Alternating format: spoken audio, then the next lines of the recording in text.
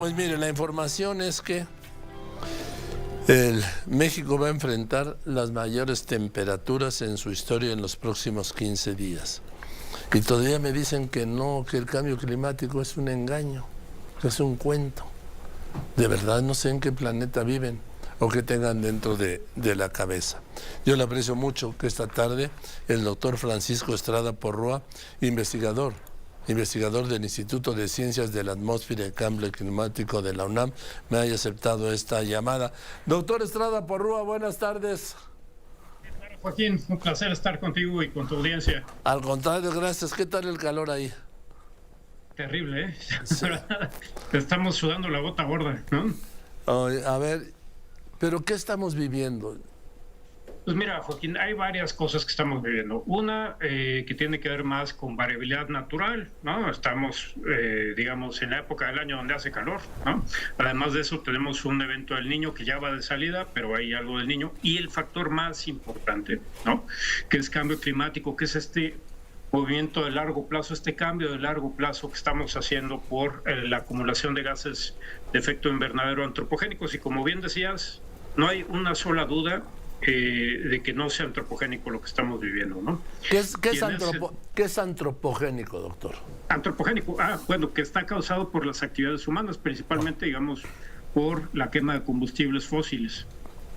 Y esto, yo he comentado mucho, doctor, que a lo largo de los gobiernos de antes Distrito Federal, luego Ciudad de México, como sea, pues le juegan como los antiguos, sí, a los elementos, ¿no?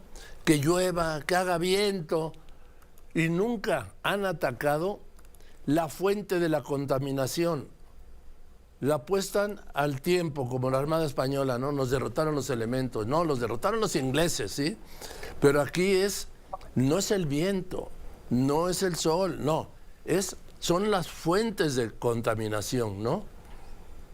Clarísimo, no, es clarísimo. Le digo, los estudios que hemos hecho nosotros y otros lugares del mundo, mira, la relación es tan clara entre nuestras actividades y la temperatura, por ejemplo, global, ¿no? Que no piensa que es algo pues, muy lejano a nosotros. Tenemos un estudio donde mostramos que se puede ver la influencia de las guerras mundiales en la temperatura global. ¿Ah, sí? De cambios en políticas agrícolas en Asia, cómo cambiaron de la producción de arroz, básicamente en China, que le dieron en la torre a un microbio que genera metano y que eso se ve en las temperaturas globales. O sea, es mucho más estrecha la relación entre nosotros y el sistema clima, ¿no? ¿Y aquí qué hemos hecho mal aquí en México, doctor? Bueno, hemos hecho muchas cosas mal. Mira, mientras tenemos culpa, pero vamos aterrizándolo un poco. Digamos, a nivel global lo hemos hecho muy mal. Tenemos 1.3 grados por arriba de la temperatura preindustrial. O sea, si tú ves la temperatura global, ahora estamos 1.3 grados más caliente que la temperatura preindustrial. Y si te acuerdas, las negociaciones quieren limitar a que no rebasemos el 1.5. Eso está terriblemente complicado. Muy seguramente lo vamos a pasar. Ahora, cuando bajamos a la escala de nuestro país se ha calentado más que el promedio del planeta. Sí, estamos en 1.7, lo que ha aumentado nuestra temperatura, ¿no? Y nos calentamos más rápido que el promedio del planeta. El planeta se calienta más o menos como 2 grados centígrados por siglo. Nosotros nos calentamos alrededor de 3 grados por siglo, ¿no? Y el problema también empieza cuando empezamos a verlo, por ejemplo, en un mapa. Tenemos regiones en el norte y algunas en el sur del país que hay tendencias de 6 y 5 grados por siglo, mucho más rápido, ¿no? Entonces tenemos una gran urgencia. ¿Qué hemos hecho mal? Pues bueno, llevamos como 30 años básicamente en la UNAM y en otros lugares del país estudiando cambio climático, ¿no? Sabemos que México es un país altamente vulnerable. No hemos logrado bajar nuestra vulnerabilidad, en muchos casos la hemos empeorado, ¿no? Tampoco hemos sido muy buenos, digamos, en la parte de reducir nuestras propias emisiones de gases de efecto invernadero. El 2022 fue el año en que México tuvo sus emisiones máximas en toda su historia de CO2, ¿no? Es uno de los principales gases de efecto invernadero. Entonces, nos debemos muchísimas cosas en cambio climático, estamos muy lejos de estar preparados y bajándolo a otro nivel rápidamente. En ciudades, por ejemplo, Ciudad de México, hace un calor, lo estamos experimentando, ¿no? Muy, muy, muy fuerte. Bueno, además del cambio climático global, que estamos platicando por los gases de efecto invernadero, en ciudades existe algo que se llama cambio climático local, causado por la urbanización. La urbanización produce una cosa que se llama isla de calor, que aumenta las temperaturas localmente. Hay regiones de la Ciudad de México, hay alcaldías que tienen más de 3, 4 grados centígrados ya por calentamiento por esta isla de calor urbana, por la urbanización.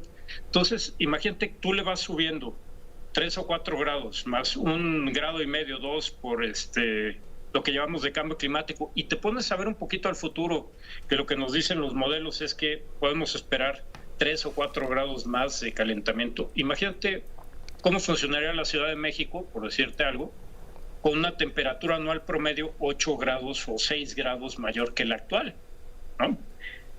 ¿Cómo funcionaría un sistema metro? ¿Cómo sería el día más caliente en esa ciudad que tiene 6 grados centígrados en promedio anual más, ¿no? ¿Cómo nos manejaríamos en esto, ¿no? Pues no tengo ni idea. Yo tengo un poquito de idea. Mira, te cuento muy rápido una cosa. No, cuénteme. A ver, doctor, tenemos tiempo, sí, porque hoy esa es una preocupación para todos, el calor, y vemos que, que los gobiernos no hacen nada más que decir va a ser más calor. Exactamente, y mira, de las consecuencias que te platicaba, ¿no? Nosotros normalmente hablamos o nos volteamos a ver cambio climático cuando hay un huracán, cuando hay un episodio de temperaturas extremas como cuando hay lluvias torrenciales, ¿no? Eso es cuando cambio climático viene a la cabeza. Pero si yo soy economista, me dedico a la economía del cambio climático. Cuando uno empieza a ver cuánto nos cuesta cambio climático, el 10% de las pérdidas que vamos a tener y que tenemos es por eventos extremos. El resto son por estos riesgos crónicos que van poquito a poquito aumentando, ¿no? A ver, ¿cómo? Póngame dos ejemplos. Por ejemplo, que cambian los patrones de lluvia. Nos llueve menos en el norte, nos llueve más en el sur, o se vuelven más extremos, que tenemos periodos secos muy largos y de pronto eventos extremos de precipitación. Estos patrones que van cambiando, digamos, de manera más lenta, o esto que te comentaba al principio, que la temperatura promedio de México ha ido subiendo y ya estamos en 1.7. Estos movimientos que son lentos y a lo mejor no los visualizamos tan fácilmente como Otis, por decir algo, esos representan el 90% de las pérdidas que esperamos por cambio climático. Y hablando de eso, nosotros tenemos modelos para ver cuánto perdería México bajo distintos escenarios de emisiones globales, ¿no? Sí. Entonces, todas las pérdidas que tendría México en este siglo equivaldrían a que hoy perdiéramos entre el 85% del PIB actual y 5 veces el PIB actual. Nada más para que tengamos una idea, el COVID nos costó 8% del PIB. Aquí estamos hablando de cosas mucho, mucho, mucho más perturbadoras, ¿no? Bueno, hasta 5 veces el PIB es, vamos, no alcanzo a calcular, pero es un desastre.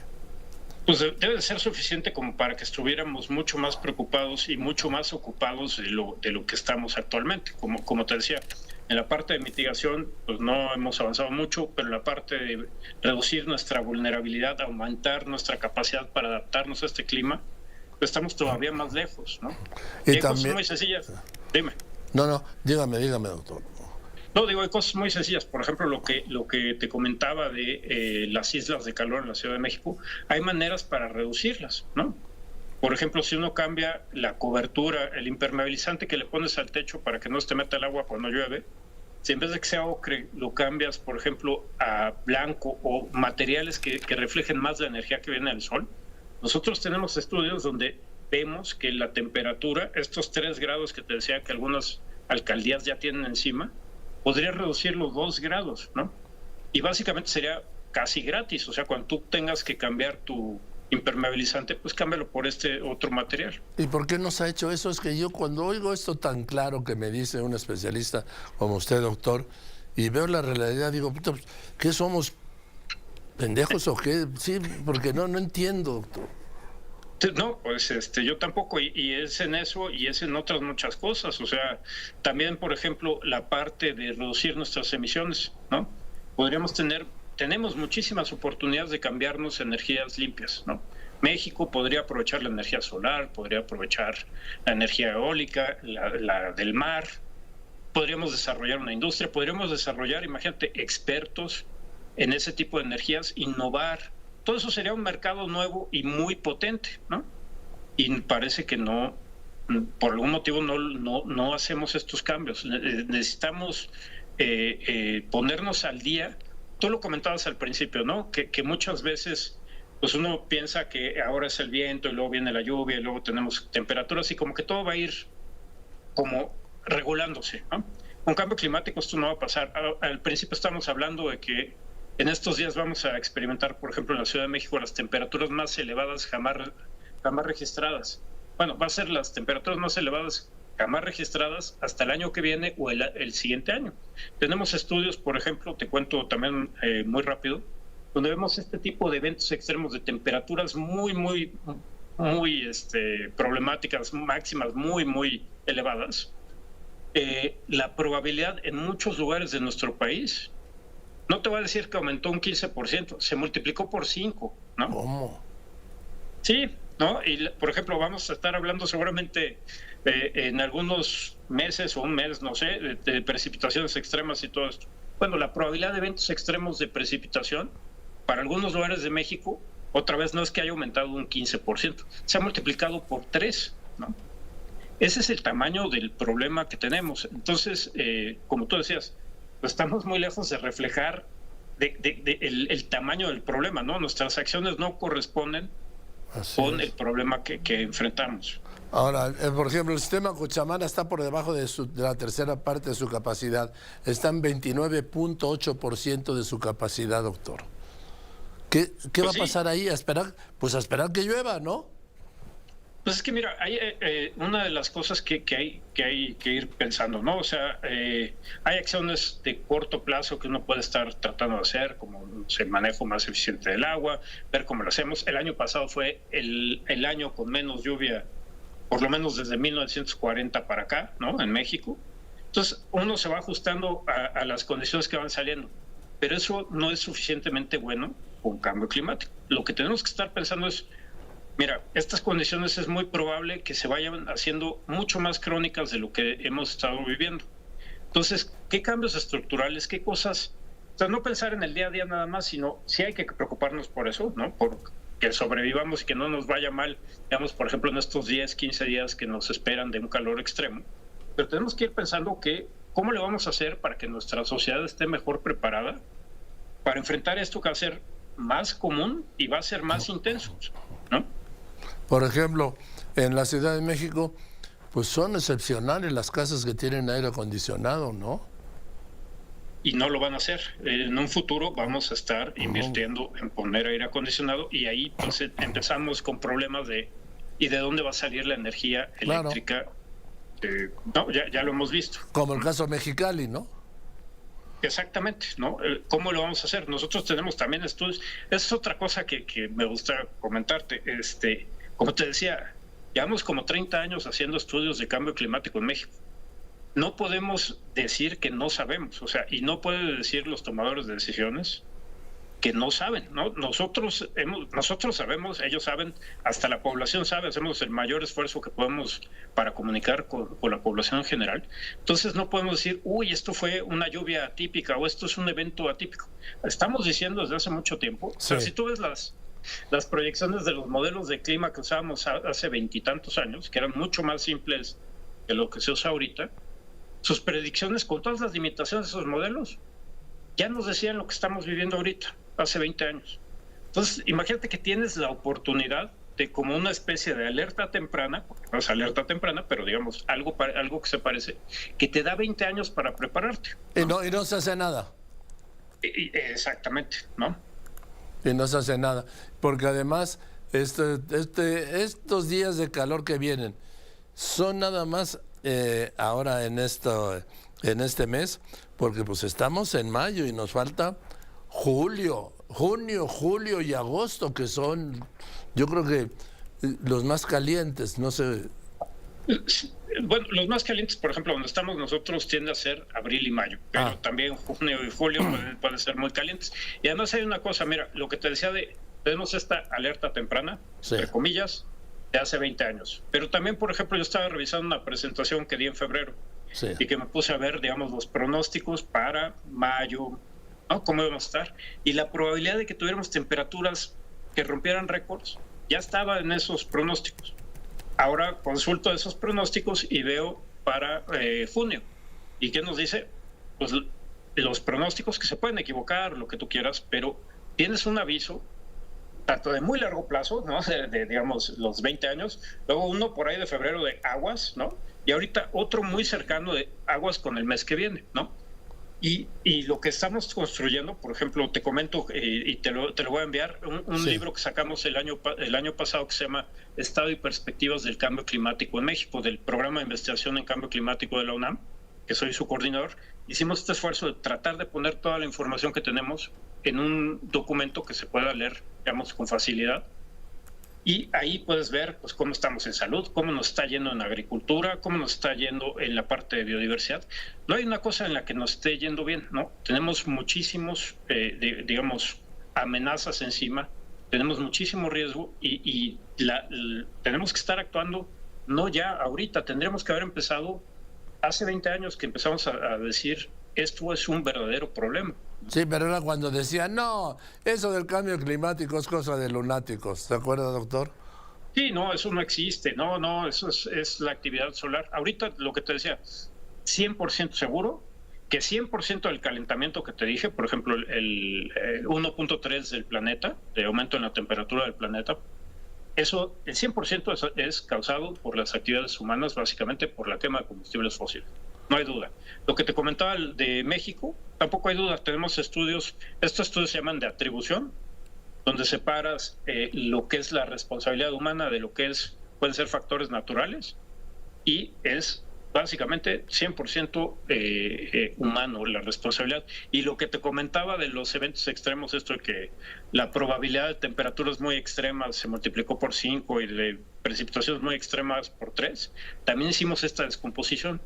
No es la variabilidad natural, somos nosotros, ¿no? Entonces, mira, nos falta mucha información, nos falta a lo mejor mucho detalle. ¿Y sabe qué falta, doctor? Falta voluntad política y visión de Estado para haber empezado a atender esto años. Porque no puede ser que la acción más importante, por ejemplo, en esta ciudad, contra el cambio climático y la contaminación, siga siendo el hoy no circula. No, claramente, Joaquín. Tenemos, por ejemplo, por ejemplo, te mencionaba lo de los techos frescos. Sí. Eso también ayudaría, por ejemplo, con la contaminación, ¿no? Se sabe que mayores niveles de ozono están asociados con temperaturas más elevadas, ¿no? O sea, digamos, las circunstancias para que se produzca ese ozono, ¿no? Pero también sabemos, por ejemplo, que tanto para la isla de calor como para, digamos, toda la contaminación, nos caería muy bien, pues, tener áreas verdes, más áreas verdes. Nos quedaría muy bien, por ejemplo, también recuperar cuerpos de agua.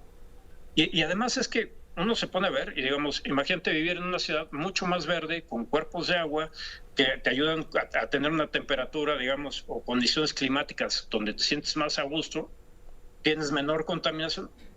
Digo, por darte un ejemplo, hicimos un estudio de 1,700 ciudades del mundo, y nos pusimos a ver qué pasa si combatimos esto de la isla de calor con techos frescos de esto. Lo que encontramos ahí, para 1,700 ciudades del mundo, el promedio es que por cada $1 que uno invierte en eso, se ahorra $15 en los impactos que generaría. Ahora, por ejemplo, en la Ciudad de México, el bosque de Chapultepec, este gobierno se ha encargado de, pues, concretizarlo. Perdón por el verbajo, sí, pero quitando áreas verdes y metiéndole más cemento y concreto. Sí, pues es que tenemos que entender que no podemos seguir creciendo así. Mira, tenemos un proyecto que estamos por terminar de toda la megalópolis del Valle de México. Son 6 estados. Y sabes que da mucha pena, da mucha impotencia, que uno ve. Por ejemplo, hablando de la isla de calor, este fenómeno que te comentaba, ¿no? Lo hicimos muy mal en la Ciudad de México. a lo mejor uno puede decir, bueno, cuando construimos la ciudad no estábamos tan enterados de cómo funcionaba esto de la isla de calor. Ok, bueno, va, ¿no? Que no es cierto, pero bueno, va, ¿no? Pero ahora ahora que estamos viendo, digamos, el resto de la megalópolis, vemos cómo exportamos la mala manera de hacer las cosas, ¿no? Entonces vemos cómo está urbanizando alrededor de las distintas ciudades, digo, la Ciudad de México, Toluca, etcétera, etcétera, y las tasas de calentamiento por isla de calor en esos lugares son como de medio grado por década. O sea, es una barbaridad, ¿no? Y con todo lo que implica. Hay que asomarse a Santa Fe, a Interlomas, todo eso que eran cerros, hoy solo hay edificios. En fin, doctor, pues ¿cuándo podemos volver a hablar para seguir con ese tema? Porque hay otro de los factores, es que con el calentamiento viene el deshielo de los glaciares, el aumento del nivel de los mares y la desaparición de ciudades que será inevitable. Por ejemplo, en México, en Villahermosa está abajo del nivel del mar. No, y además, sí, eso es gravísimo. También tenemos estimaciones de eso. Te puedo contar cómo han cambiado y cómo van a cambiar los costos asociados con esas inundaciones. Sí. Y además, digo, que uno le abre la puerta, además de todo, además de lo que estamos viviendo y lo que hemos estado platicando, cuanto más gases de efecto invernadero le sigamos poniendo a la atmósfera, más abrimos la puerta a una cosa que hablamos poco, pero que sí existen, que se llaman catástrofes climáticas, ¿no? Donde llegamos a un punto en el que el sistema climático ya no funciona como venía funcionando antes, ¿no? Entonces imagínate como si tuvieras un evento extremo, pero global. Si quieres, un día platicamos. Cuando usted me diga, doctor, yo aquí siempre estoy abierto, no sabe lo que he aprendido y lo que le agradezco con esa claridad, que nos diga qué nos ha pasado, qué nos está pasando y como no hace nada los gobiernos, qué nos va a pasar. Muchísimas gracias, Joaquín. Cuando tú me digas, aquí estoy. Igualmente, doctor. Aquí estoy todos los días, ya lo sabe. Gracias, doctor, sí. Gracias. Muchas gracias, doctor Francisco Estrada Porrúa.